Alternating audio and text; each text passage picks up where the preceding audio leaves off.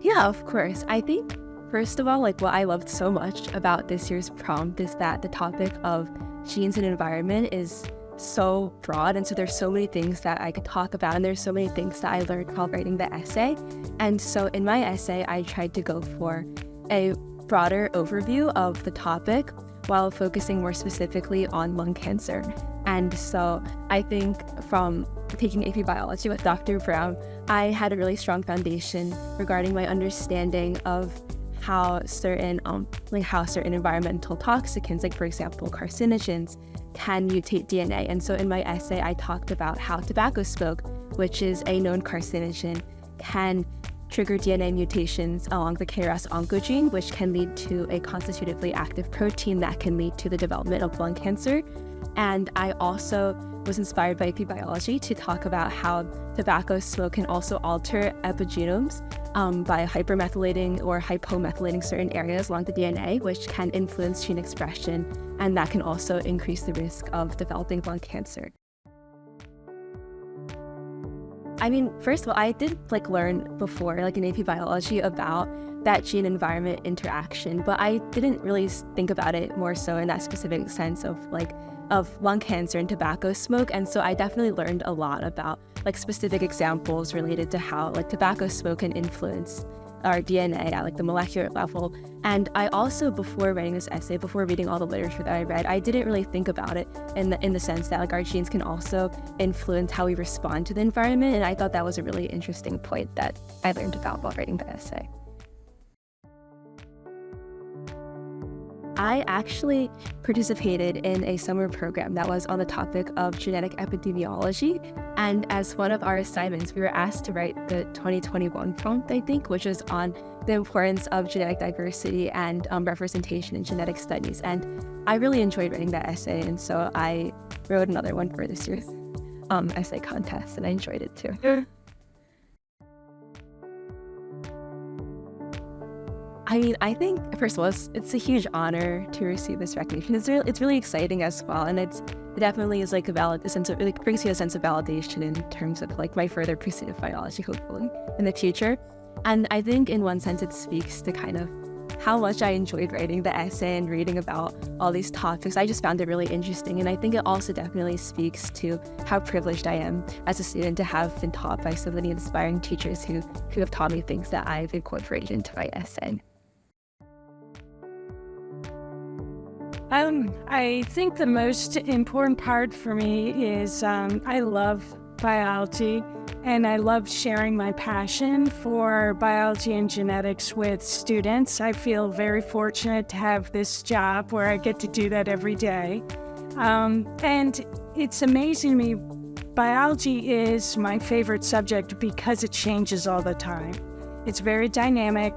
When I think back to my own high school, college, and even graduate school, I mean, things have changed so much, and I've had to learn a lot, and I love that. I find it exciting when scientists discover new things, doing basic research that leads to really innovative applications like CRISPR or messenger RNA vaccines. And, it just gives me more things to learn about. And,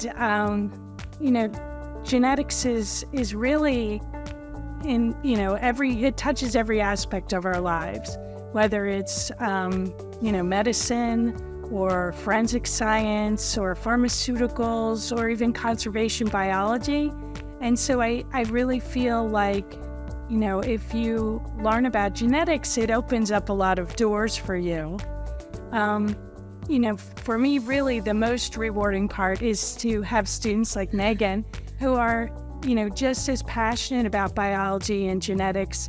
And it's very rewarding to watch them succeed and bloom and go on to careers in science, graduate school, medical fields. And I know they're, doing fantastic things and making a big difference in the world and having a positive impact on society, and that's, to me, the most rewarding.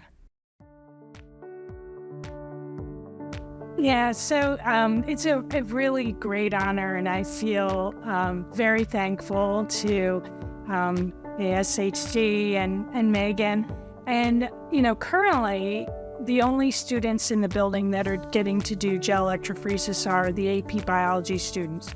So it varies from year to year, but that might be like 20 to 35 kids. But with this money, I purchased some more equipment to hopefully get the forensic students doing gel electrophoresis. And we'd also like to expand it. We teach our basic biology class sophomore year and give that an opportunity for sophomores to also do gel electrophoresis. So hopefully that'll spark interest and maybe inspire some students to pursue a career in genetics. I do think that when students learn about CRISPR and the things that can be done, and a lot of people envision curing diseases, and now it's going to be possible. I often say to students, when you look back on how cancer is being treated right now, it's going to seem so primitive compared to what will happen in your lifetime. And it's very exciting for me because I can see in my lifetime, sickle cell disease being, like a reality that we might be able to cure people. And I actually really do think that that is the most exciting, field of biology right now. Yeah, I am currently a high school senior, and I am planning on pursuing biology. I'm planning on studying computational biology at the University of Pennsylvania starting next fall.